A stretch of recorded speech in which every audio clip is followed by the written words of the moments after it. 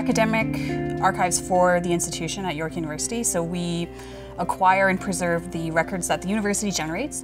Those records are stored safely and are accessible when they're needed to support corporate functions.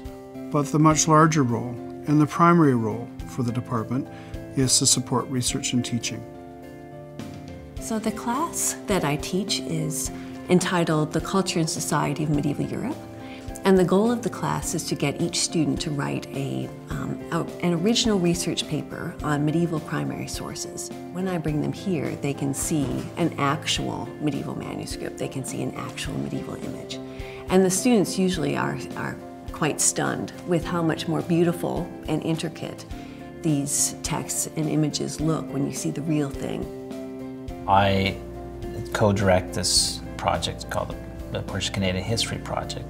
And in a nutshell, what we do is we go out in the community and we look for historical records in the hands of individuals and organizations and facilitate their transfer or their donation to the archives. We've used those records to create what we call public history initiatives. Public history being, for instance, exhibits. We have a website with online exhibits about certain aspects of the history of the Portuguese in Toronto.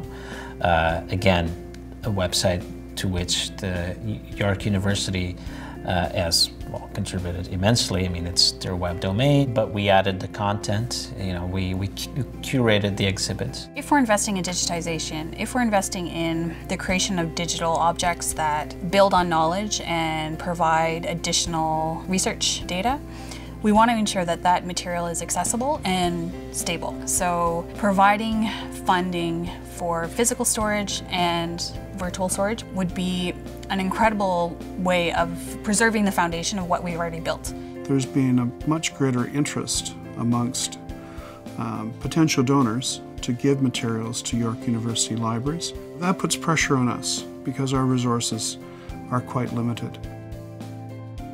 When I talk to donors, I talk about how wonderful would it be if you gave a financial donation and then every item that we digitized has your name affiliated with it. So rather than building bricks and mortar, you're preserving knowledge. So instead of just teaching people how to find information, we assist in teaching people how to ask questions.